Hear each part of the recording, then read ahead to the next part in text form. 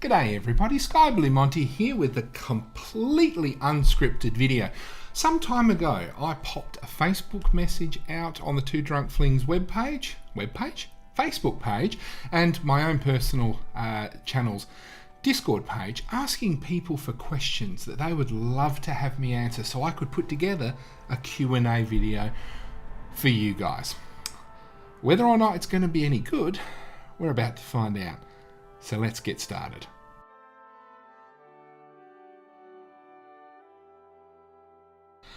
Now, if I had a choice of a new Halfling player, one that you could just take whenever you wanted, as in a player, not a star player, nothing else, a Halfling chainsaw. Halflings were born to have chainsaws. They get up to shenanigans. They've got fucking trees that they need to keep in line. Of course they're going to have chainsaws handy somewhere just to keep those bastards in line. You need to make sure you control your trees. Halfling chainsaws would be the way to go. Games Workshop, if you can please make it happen. You can call him Chippy McChip for all I care. Just make sure it gets done.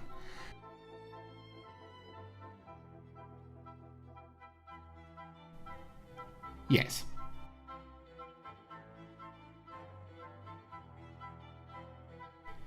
How many flings could a halfling fling if a halfling could fling flings? All of them! The fact is, halflings don't do anything half-assed. If indeed said fling could throw other flings, he would do it to the point that there'd be no flings left to throw. That is the efficiency of halflings.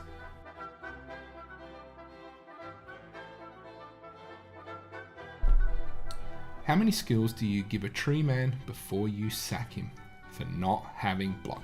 Now this one's a trick question because I'd never take block on a tree unless I've got no other fucking choice. The fact is, you take nerves of steel first time, every time. It basically means you can throw a halfling no matter how many people you have around you. If you want to take block, by all means, you're going to lose a lot of games because you're not going to throw shit. Come on, seriously. If you're going to take halfling seriously, you take nerves of steel.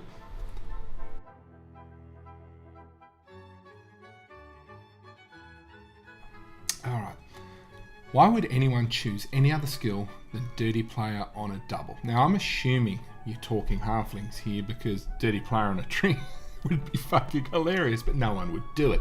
The fact is, I wouldn't take it on a halfling either. There are much better skills that you need to spend your doubles on, whether it be a Mighty Blow or a Piling On, and I have done that. A Mighty Blow piling on halflings are the tits. Or simple as kick. Kick can win games because you can kick the ball at the backfield where most players would only have one player there to pick up, usually a thrower or something. Then you lightning bolt the bastard and then you throw your halfling and you take it away and steal it. And you score and you win.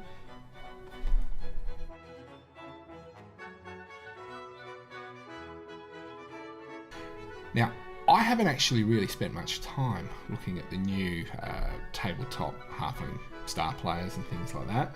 I'm still going to talk old school here, Blood Bowl 2, because 100% of my games are done on Blood Bowl 2. I'll get round to doing the tabletop a bit more and I may update this question at some point.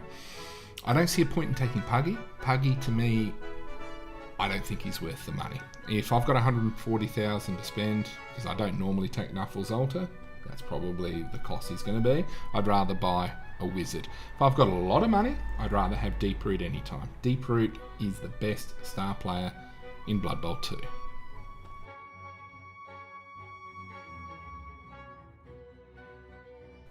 Why haven't you won CCL yet? Now the fact is, the reason I haven't won CCL is because I suck.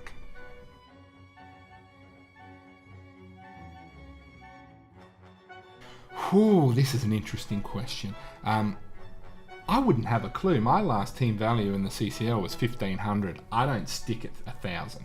I'm not that sort of halfling player. If you want to be that sort of halfling player, by all means do it and get your Nuffle's Altar. But I'm hardcore. I'll take a halfling team as far as it can go.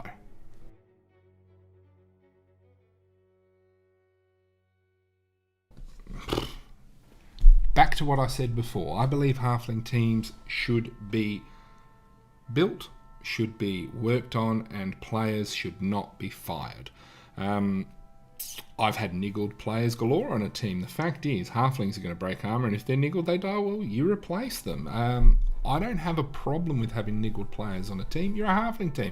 You're not taking the game seriously. So what difference does niggled make? In regards to skills and things like that, obviously the trees, nerves of steel, break tackle, guard, they're pretty much what you start with. If you get a second double, you may consider block if you want. Or if you really want to be hilarious, you might consider leap and scare the shit out of them. It's really up to you. In regards to the halflings, obviously sure feet and sprint are a requirement because you have short legs and you need to get that little bit of extra movement, and having sure feet to get rid of the GFIs is probably the best way to go. Well, not get rid of them, but at least give you that reroll, which you'll probably fail anyway and fall on your face with.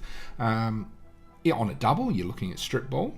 Always a good skill to take. Mighty blow piling on, as I said before, is hilarious. And block. Nothing wrong with a good block halfling because people don't expect it. Many times people have blocked a block halfling, taken them both down and gone down themselves, and I've stood there laughing.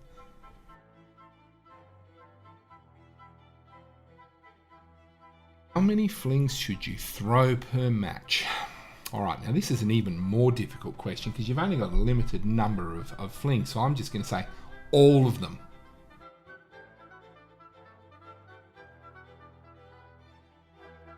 Thoughts on the hefties? Now,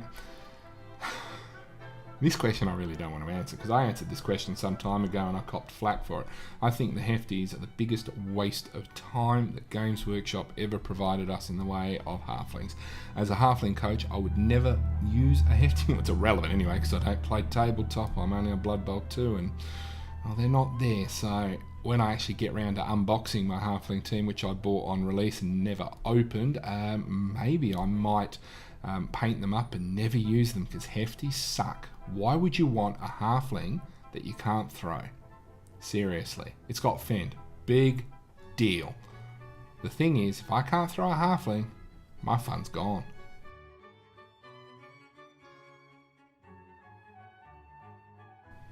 Is it worth putting any effort into naming a halfling player due to short life expectancy? Of course you name your halfling players. How else do you write a name on a tombstone? Seriously, you need to have a name. You just need to remember that person in some way. So name your players, give them some love. Halflings deserve love. Not like other teams. If you want to play another team, don't give a fuck about them. But if you're playing halflings, you cherish them and you nurture them. You name those fuckers.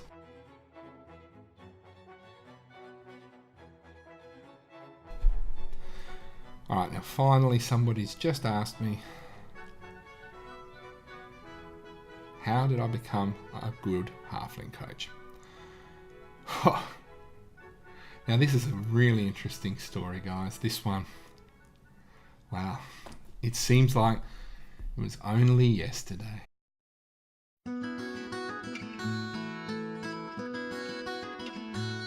On a warm summer's evening, on a train bound for nowhere, I met up with a tosser. We were both too tired to sleep, so we took turns of staring at each other in the darkness till boredom overtook us. And he began to speak. He said, "Son, I've made a life out of throwing many races, knowing how good a coach was by the way they threw their guys. So if you don't mind my saying, I can see you going places. For a taste of your beverage, I'll give you some advice." So I handed him my bottle, and he drank down my last swallow. Then he saw my cinnamon bun and asked me for a bite.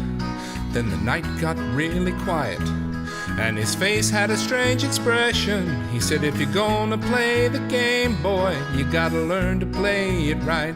'Cause you got to know when to hold them, know when to throw them, know if they land today, it's time to run.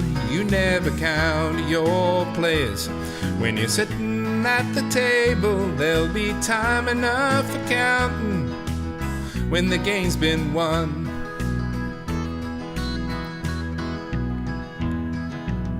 Every tosser knows that the secret to surviving is knowing when to throw a fling or hit them with your meat.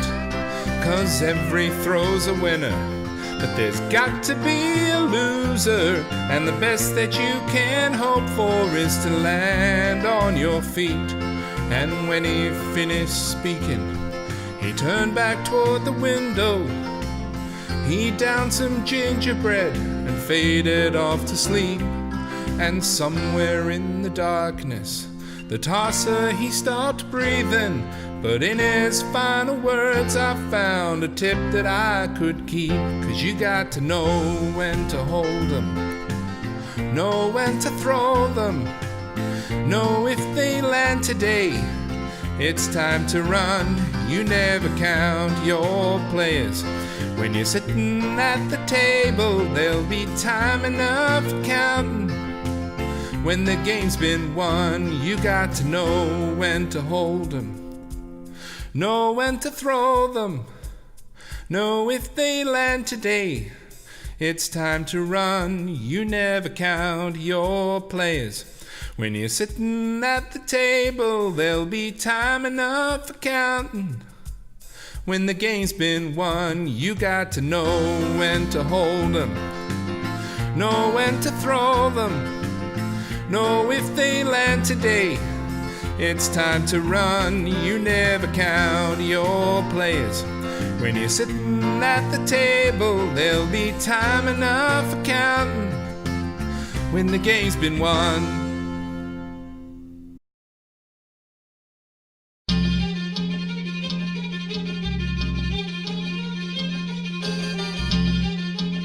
So, you think you're a tosser? Fling life! This is basic tossonomics! This is just basic tossonomics! Fling life! I want you to know that I'm throwing you upfield! Fling life! This is basic tossonomics! Fling life!